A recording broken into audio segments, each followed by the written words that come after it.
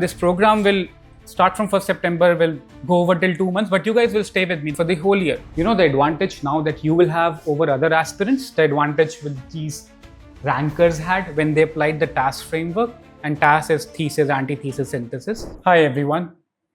For the last 3-4 months, in fact for the last 2 years, I've been teaching one very rare and unique concept of handling the UPSC essay, and that is the TAS framework, the thesis, antithesis, and synthesis framework. And if you ask any of those 9 or 10,000 students who are part of my free Telegram group, Letter and Spirit, they would tell you how it has helped them flesh out their ideas better, add more depth to the points they already knew, and add more reflection across the essay. Now, I am coming up with a smash essay cohort which starts from 1st September. But let me take this video as an opportunity to present what exactly this framework is. How is it so useful that we see rankers across the board switching on to this framework from over last 2-3 years. In fact, from 2021 onwards, we see rankers like Animesh, Rangamanju, and these are open public Telegram groups. Simran Bharadwaj, people who've actually used this framework without maybe knowing it in complete, but in their own way, analytically wing it in the right manner and actually applied that and gotten the most marks. And thirdly, I'll demonstrate, first of all, how this framework really works. So if you are a beginner and you have no idea about essays and you do not have even gone through your GS papers well, I'll tell you how crucial it is to think critically for UPSC. One of the most important and a difficult directive in our GS paper is that of critically examine or analyze or be critical, assess, right? Which basically expects you to go beyond what is written on the question and understand what assumptions are implicit in this question, right? We've seen how in ethics paper this year, there was a question that war is diplomacy by other means, critically examine. And a question wanted you to both tell what this factual quote is about and also critically examine its relevance in 2025. Now, this is the toughest directive. And in essays where no such directives are given, you will see how it's almost 10x difficult and more nuanced to go through it. Let's take an example. Simple question which came this year, and most of you would know the literal meaning. Muddy water is best cleared by leaving it alone. Most of you would understand that literal meaning is कि पानी में अगर मिट्टी है या कुछ है तो only if you leave it alone then it settles down, right? Otherwise, if you keep stirring it or if you keep trying to pour it from one beaker to another, it won't help it, right? Metaphorically, and most of you would have heard this from your parents or elders on books you would have read, it means that sometimes, paradoxically enough, inaction is wiser than action. Sometimes you have to let things be. Let them take their own course of action. Actively, you can't impact the outcome. And that's a thesis. That's the main claim of the essay topic, which UPSC wants you to write 1200 words on. But if you just go on with this topic and expand it in pastel ways, that this is right, I've seen this in politics, I've seen this in economics, in tech, in every place, it would not give me the full picture. The beginning of the full picture will come when you start, let's say, with an obvious antithesis. What would be the obvious antithesis? Simply put, sometimes inaction costs a lot. Sometimes, given the context, inaction might not be the wisest thing. And the moment you say this statement to yourself out loud, you will imagine so many examples from history, science, maybe politics, which fit the bill. And then the obvious synthesis or the middle path, and I've not even shared the framework with you. So the obvious middle path would be, hey, we need to calibrate our responses. We need to assess the situation and then decide where to reflect and when to act, right? But that's just the superficial level. That's just the surface level. I am expecting no GS knowledge from anyone who joins my cohort. I'm expecting nothing from even those who are watching this video. But just think for a second. What are the underlying assumptions when you make such a statement?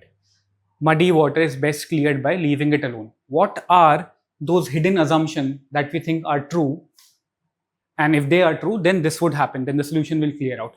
Number one, for such kind of patient, situation to work, you need to ensure that the environment is stable, right? We need to at least ensure that my beaker or this situation which needs me to let go needs to be cordoned off. There are no new variables who are adding in, right? If you leave a muddy beaker and someone is keeping on adding the mud, then doesn't matter if you leave it alone for a while, for a decade, or for whatever years, it will not clear through, right?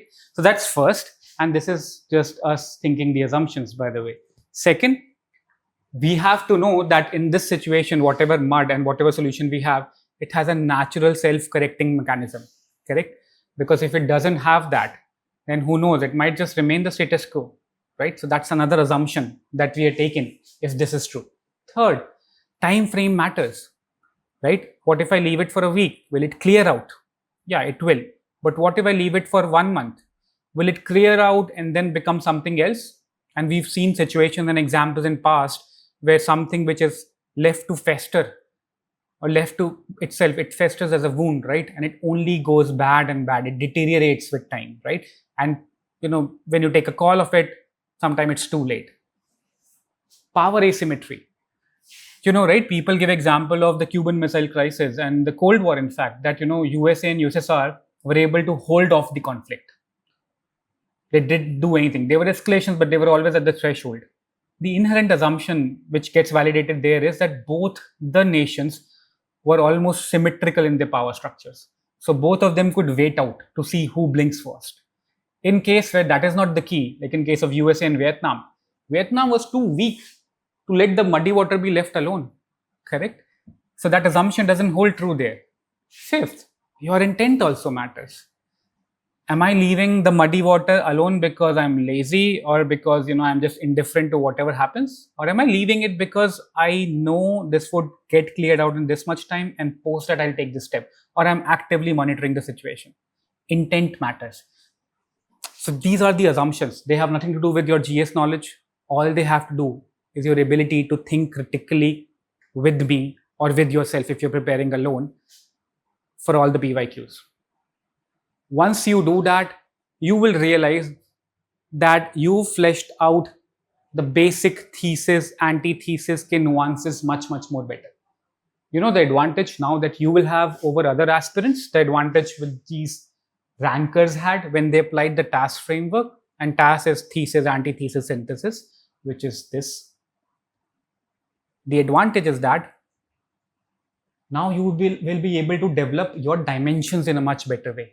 Now your thesis would not just be random example thrown that, hey, let's say Rajputana forts or Rajput kings were easily able to defend their forts on an extended siege by Mughals, or some scenario which would extend to European cultures as well.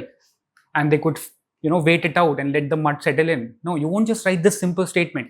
You will say they could do that because, power asymmetry was there. They were fortified. They had their coffers full. They had their supplies intact. Or the supply chains were fine, so they could wait out. So the enemy who was, who had laid siege to the fort, eventually lost out, and the mud cleared. Or in the antithesis, if you would say no, if this assumption is not valid, if you have traitors within, if your strategy has already been looped out, then you would lose it out. Then the more you wait for the muddy water to settle in, you're actually giving time to the other party to make inroads or block your supplies and get it. One simple example, but I hope you're able to understand the nuance that we could pack. Similar example, I gave you the Cold War example. You could just write, hey, in the Cold War, USA and USSR just let the war simmer between each other, but it did not escalate and it was best. No, the nuance is that both were symmetric powers. So they were just waiting for who to blink. And similarly, you'll take other examples which come to your mind and you will add a dimension from any of these 5 assumptions. Or more if you can think about.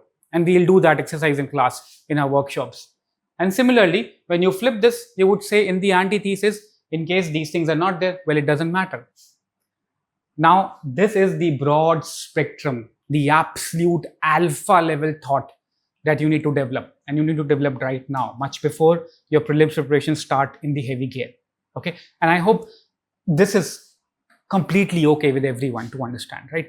Everyone misses this part, by the way. This is the part where, I just took a webinar where around 150 kids were there. This is the part where your critical thinking abilities, which if you would have developed them in your school or college, they would come in handy. Else, the worst is what people do. They just go with this metaphorical understanding and they go off. They start adding examples like GS examples. It doesn't help. It doesn't get them the ranker level mark. Perfect. Once you are done with these assumptions, and this is like proper classwork, right? This is workshops, this is Zoom sessions, offline meetups, etc., mentoring when you write. Then comes the framework. Then I'll teach you the framework. So framework you apply when your mind is sharp. You don't apply framework like a mathematical equation, throw it and something will come out. This is an essay paper. It's supposed to test the highest critical ability that you have. That's where you get, 140, 150 marks. Read this, right? So my friend Swati, and I don't have an image of that ranker, scored 158. And look at her own defined structure: antithesis, conclusion, and the thesis, argument based on the topic. This is what fleshes out it even better. Okay? That's what we've been teaching as a task framework all this while. And I'm so confident that there is nothing better, no better way. I mean, you come in the class and if you prove me wrong, you can get your refund or forget refund. You'll actually help me correct better and help the students better. So trust me, this is the best framework. Once you've mastered the art of figuring out hidden assumptions, then you go and then you apply task framework. Within the assumptions, you figure out the dimensions where you have to pick up the examples from and prove it. Examples and anecdotes, best if you do not use the cliché ones. It's always best if you use refreshingly new ones, something which is from the current affairs or from your GS learnings, which you will grow eventually in time. And then you master this analytical framing and logical flow. This last bit, you master it. You keep on getting better with it. Okay, it's something that you keep getting better with it and you'll 100% score 140 plus. Now, all this is the heart of my program. At the end of the program, and this program will start from 1st September, will go over till 2 months, but you guys will stay with me. The people who will be part of the bigger Smash Essay program or the Smash Mains program, they'll stay with me for the whole year, right? So, as I get to know better, as I get to know more, as I get to know more of the issues that you're coming with, I'll keep telling you, stay away from this, master this, do more of this, or just completely mitigate these losses. But by and large, we'll be studying these 5 things. First of all, understand the topic, unpack the metaphor. Like muddy water, we'll unpack the layers of this metaphor, what it means across economics, politics, history, etc. And we'll unpack the hidden assumptions like we did. Then we apply the strongest framework. There are 2 frameworks which we teach. One is TAS and another is thematic deep dive. All the other older framework, Pestle, SWOT, SDG, whatever, are nothing but honestly mnemonics to help you remember some facts. Nothing else. And you'll know it for sure. So we'll obviously cover them, but we won't give them the weightage that outside people mostly give them. Then rare examples, anecdotes, and quotes you'll be given throughout the year. Analytical framing and not GS listing. This is something we'll go in depth. There's 5 kinds of analytical framing. We'll practice them. We'll see what you are comfortable with. And that would be like your niche mojo. And then we'll link paragraph with smooth logical transition. So these are the 5 things which you will see as an outcome of your performance over the last 2 months. You'll start seeing changes in the first month itself. And then the second month you would be done with, and then you would practice FLTs with me and my team. By the time December comes, you'd be really good with essays and you'll really have made, inroads into your ethics parts as well because of these learnings. This is how you'll progress. Core will be to build a critical thinking muscle, and that will happen when we discuss PYQ's deep dive. Okay, when we go through PYQ deep dive, you'll not only figure out the assumptions, the critical thinking patterns which you need to inculcate, but you'll also see similarities in themes. So then you will see the whole universe coming around. And one statement, if I ask you, you'll remember 21 mein ye pucha tha, 22 mein ye, or 24 mein ye, and you'll just see amazing dimensions coming from within the PYQ papers. That is true PYQ mastery, which we'll do. Strengthen our essay frameworks via workshops, mini tests, and FLTs. There are 2 variants of my program. One is classes only. Those of you who have joined something else or who just want to test waters, feel free to come and join my classes only program just to see the depth with which we engage. The number would be on the ticker in this video. There would be link below in the description as well. But people who already have experienced me in my Telegram group, Letter and Spirit, I would request, forget everything, join the full program. If you haven't joined any mains program, join Smash Mains. I'm 100% part of that. I work with Arvind sir, Shubham sir, Shikhar sir. and we try to fine tune this critical reasoning skills in that. You guys will have our undivided attention, one-on-one mentorship on the FLTs that you will route, right? Okay. This is something we'll build heavily on in the next 2 months. We'll be taking full-blown lectures on micro themes, which are very unique to essays. Some of these will have intersections with your optional papers also. So you will see me going deep into some of the optional, sociology, political science, as and when it's needed. Philosophy, for that matter, anthropology, for that matter. So most definitely important for people who have technical options, because this muscle is like very loosely built for you guys. But we'll build that theoretical knowledge, because assumptions को ऐसे figure out करना is critical thinking. Now to enforce these assumptions onto a task framework, onto the paper, we'll need you to remember thinkers, quotes, historical anecdotes, etc., to prove your point. So we'll do those. We'll do all these things in detail, and you'll get PDF. And these are the XFactor notes which I gave. Okay. And then the growth part are something we'll continuously keep doing, right? So your GS knowledge, your current affairs knowledge, and we'll discuss burning issues in the current affairs section. That's something you'll keep thinking and keep reusing in your essays. The good ones, not the lightweight, the heavy ones. And analytical framing is something, it's like a lifelong learning. So you keep getting better as to how do you tie an example with a nice analytical liner which ties back to a thesis or to the antithesis or to the synthesis. This is a writing skill which you get better as you master it more. Okay? About 1 महीने में ना तुम सब लोग सोचने सही से लग जाओगे. You would see a question, you will figure out the underlying assumptions, you will know क्या क्या इसकी बारीकियां सब कर लोगे. What you will get better is once you understand PYQ micro themes, the theoretical knowledge, once you have the example का पूरा backup, and once you have this ability to write and transition through paragraphs, that is when you will get the real confidence.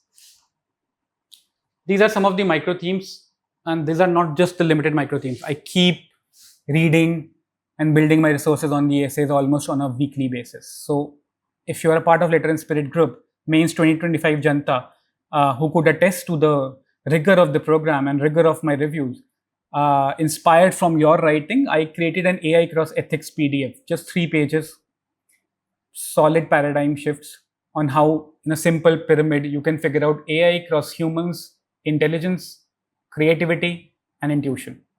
Pattern matching, creativity, intuition. Ab dekhna, it's like something which if you see, you'll never forget. So we create these XFactor drops, XFactor PDFs in groups also, but there's something I especially take for the cohort, which I'm a part of.